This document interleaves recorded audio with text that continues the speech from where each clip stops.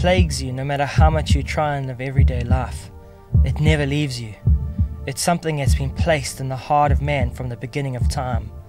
The drive to hunt, to brave the elements and rise victorious. The dream is not just any hunt, but the perfect hunt. A trying environment and a challenging prey. Prey that tests your very limits and brings you to the place where you desperately find yourself asking for its surrender. This is the dream. This is what the heart searches for. This is what leaves you with an unending thirst. And when you found it, it only leaves you craving more. The dream of a spearo is the deep blue filled with abundant, powerful fish, like the sailfish, kudu, and wahoo. Our search in this episode leads us to Mozambique, a land of raw, rugged beauty. Here the hunt is driven both by desire and survival. This is our story. This is our dream.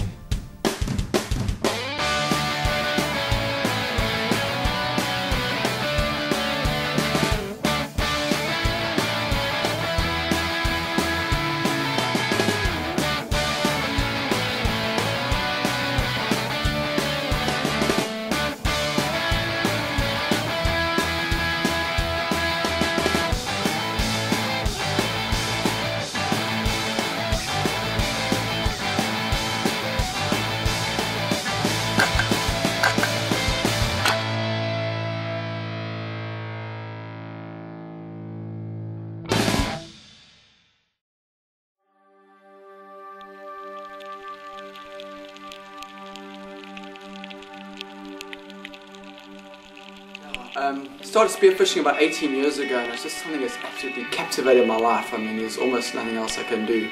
And then I was surfing one day and I met this guy Chris in the water, and he sort of introduced me into spearfishing, and it's been now, about 2 years. On different days, some days when you're diving, your mind's consumed about your breathing and the fish that are down there, and then other days you get out there and everything just seems to be very relaxed. The water's good, and you find yourself lying on a reef just looking around, and you almost lose track of time until you suddenly realize, hang on, I've got to breathe. Just to think of it, I mean, there's a lot of things that goes bump in the night that swims around there, and they've got a lot of sharp teeth.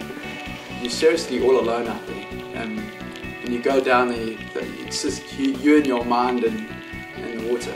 Also, for the 2 hours I get in the morning to be by myself. Shooting fish is a bonus.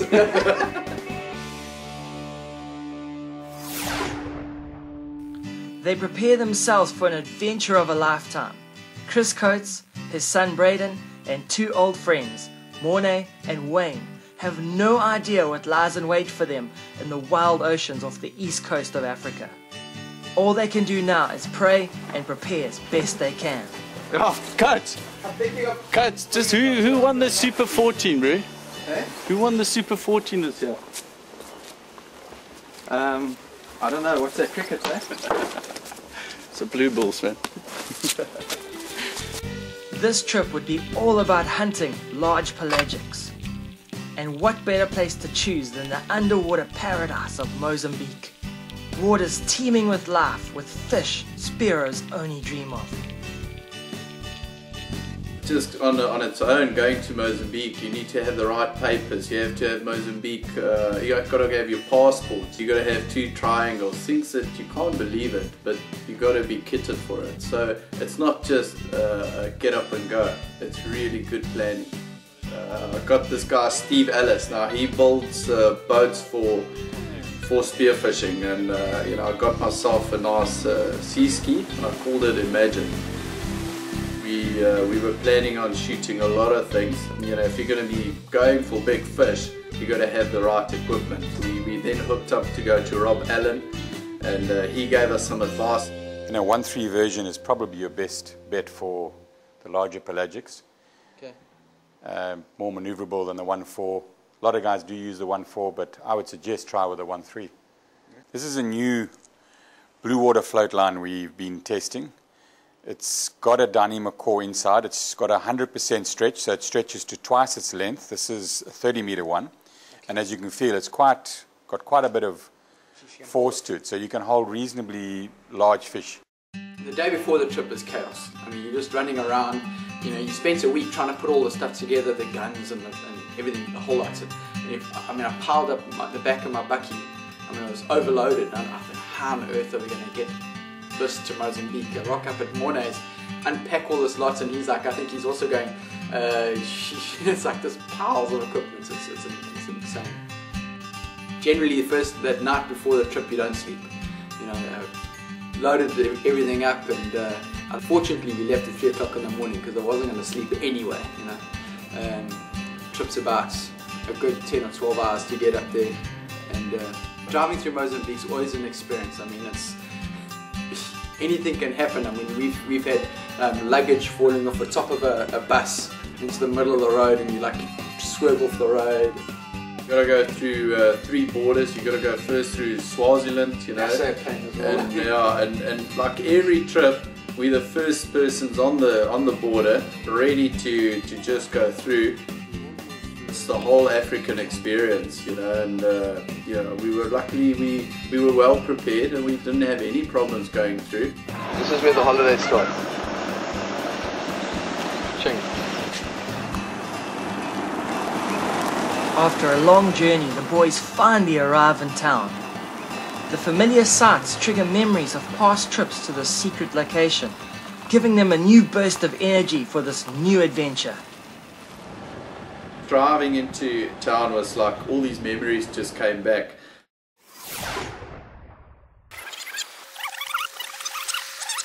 The first time we came down, we were in a jet ski. We've never heard of guys actually spearing off a jet ski, and here we go to Mozambique. Yeah, it's just amazing. The amount of fish life there is incredible. I mean, we got really almost every day we got good kuta. Morne was just blessed to be able to shoot all sorts of different fish that he'd never shot before, and they were all quality fish. You know, I think his first kuta was like 12 kilos. He got a huge big pick handle. It was over that was 12 or 14 kilos. Full V kingfish around the 7-8 kilo mark. I mean, every single day was like an adventure. My first full V ever, the fish ended up swimming onto Chris, and then by luck circled around onto me. I lined up, took a shot at the closest one. Good shot, and it was a short fight.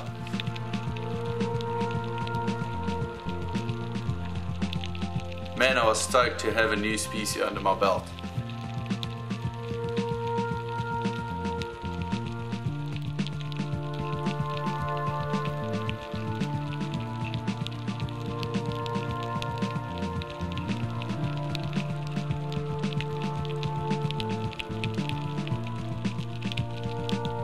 The highlight for me was we got to this one pinnacle one morning, and there was just bait fish everywhere. I jumped off, and there was just these shoals of kingfish. I mean, there was big-eye kingfish, yellow-tailed kingfish, and in the back there was these iggies, and one turned and gave me a broadside. I reckon, this thing's over 30 kilos, and I took the shot and planted it, and that thing landed up being 43 kilos.